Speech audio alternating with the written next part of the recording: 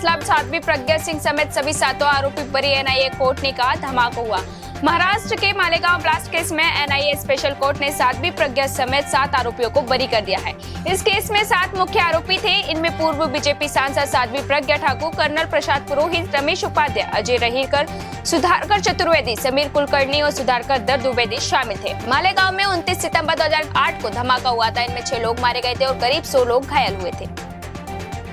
मध्य प्रदेश विधानसभा monsoon सत्र का आज चौथा दिन। सांकेतिक ड्रग्स की पुड़िया, इंजेक्शन की माला पहनकर पहुंचे कांग्रेसी विधानसभा में की जमकर नारेबाजी। कहा ये मछली किसकी है, मगरमच्छ पर कार्रवाई की मांग। मध्य प्रदेश विधानसभा मानसून सत्र का आज चौथा दिन है और कांग्रेस विधायक इंजेक्शन की माला पहनकर और सांकेतिक ड्रग्स की पुड़िया लेकर विधानसभा पहुंचे। उन्होंने ड्रग केस को लेकर विधानसभा के बाहर जमकर प्रदर्शन किया। कांग्रेस विधायकों ने ये मछली किसकी है, बीजेपी की मछली है के नारे लगाए। नेता प्रतिपक्ष उमंग सिंघार ने कहा कि शारिक मछली केस में बीजेपी के मंत्री, विधायक समेत कई नेताओं का कनेक्शन बताया। वहीं उन्होंने सरकार से इस मामले में मगरमच्छ पर कार्रवाई करने की मांग भी की है। मध्य प्रदेश विधानसभा मानसून सत्र जारी। विपक्ष तो कई मुद्दों पर उठा रहा सवाल। विपक्ष के अलावा सत्ता पक्ष के विधायक ने भी अपनी ही सरकार पर उठाए सवाल। बीजेपी विधायक ब्रज बिहारी पटेरिया के प्रश्नकाल में कहा कि पार्टी का अनुशासन है, गाइडलाइन भी है। अब यही कहूंगा कि पीछे बंदे हाथ, मुंह पर ताले, किससे कहे काटा कौन निकाले। मेरी कई पीड़ा है। देवरी जिला सागर की नगर पालिका परिषद के अध्यक्ष पर वित्तीय अनियमितता की शिकायत की है। जांच पर आरोप सिद्ध पाए गए लेकिन कार्रवाई नहीं की गई है। मध्य प्रदेश शासन ने जांच करवा ली, आरोपित जांच में दोषी पाए गए। उच्च न्यायालय के निर्देश प्राप्त हुए। सरकार के लिए निश्चित समय सीमा के अंदर आपको कार्रवाई करना है, फिर भी आपने कार्रवाई नहीं की। 4 बार समय दिया गया केवल इसलिए ताकि उनका कार्यकाल पूरा हो जाए। मध्य प्रदेश विधानसभा मानसून सत्र में मेट्रो की गूंज। कांग्रेस ने पूछे सवाल, मंत्री कैलाश विजयवर्गीय ने दिया जवाब। कमलनाथ ने कहा कांग्रेस शासनकाल में हुआ शिलान्यास मुझे गर्व है। मध्य प्रदेश विधानसभा के मानसून सत्र में मेट्रो का मुद्दा गूंजा और सदन में चौथे दिन कांग्रेस ने मेट्रो का मुद्दा उठाया। वहीं विधायक आरिफ मसूद ने कई सवाल किए। इस पर नगरीय प्रशासन मंत्री कैलाश विजयवर्गीय ने जवाब दिया। वहीं पूर्व सीएम कमलनाथ ने कहा कि मुझे गर्व है कि कांग्रेस शासनकाल में मेरे मुख्यमंत्री रहते हुए इसका शिलान्यास हुआ। एमपी में आदिवासियों पर अत्याचार, अशोकनगर सागर की घटना को लेकर कांग्रेस ने बनाई विधायकों की कमेटी। आदिवासियों पर बढ़ते अत्याचार को लेकर कांग्रेस ने बनाई कमेटी। मध्य प्रदेश में आदिवासियों पर अत्याचार जारी है। प्रदेश में आदिवासियों पर बढ़ते अत्याचार को लेकर कांग्रेस ने एक नई कमेटी बनाई है। प्रदेश के अशोकनगर सागर जिले की घटना को लेकर कांग्रेस ने कमेटी बनाई है। कमेटी में आदिवासी विधायकों को रखा गया। इनमें विधायक ओमकार सिंह मरकाम, विधायक सुनील उइके, विधायक अभिजीत शाह, रामू टेकाम शामिल हैं।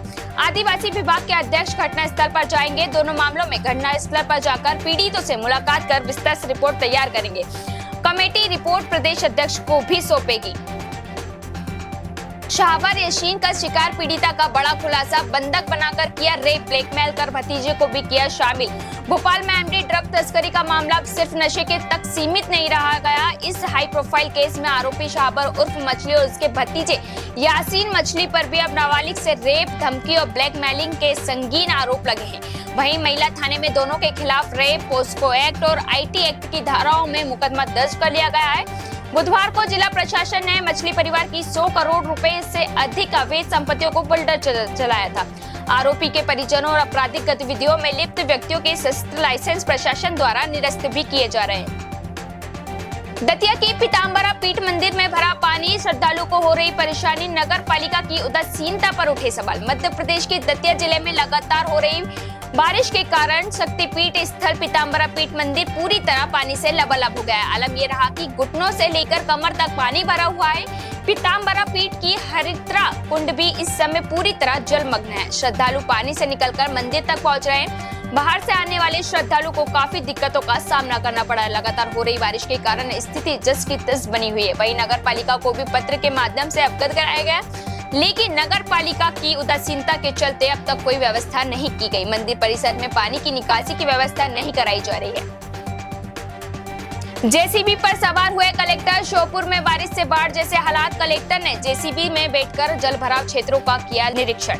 मध्य प्रदेश के श्योपुर जिले में लगातार बारिश की वजह से बाढ़ जैसे हालात है, इसे देखते हुए जिला प्रशासन अलर्ट मोड पर है। प्रशासन की ओर से बाढ़ ग्रसित क्षेत्रों में सहायता पहुंचाई जा रही है और साथ ही हेल्पलाइन नंबर भी जारी किया गया है। वहीं बुधवार को कलेक्टर साहब ने जनप्रतिनिधियों के साथ जेसीबी में सवार होकर डूबे हुए क्षेत्रों पर भ्रमण पर निकले। उन्होंने जेसीबी में बैठकर जल भराव इलाकों का निरीक्षण किया।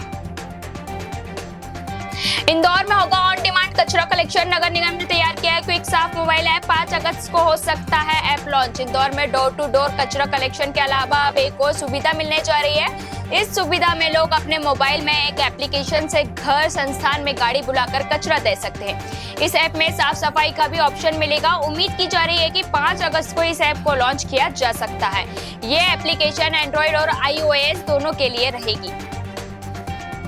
इंदौर में बुजुर्ग महिला को क्रेन ने रौंदा मौत। लोग बोले महिला साध्वी जैसे कपड़े पहनी थी। पुलिस ने ड्राइवर को किया गिरफ्तार। इंदौर के एयरपोर्ट रोड पर एक क्रेन की टक्कर से एक बुजुर्ग महिला की मौत हो गई।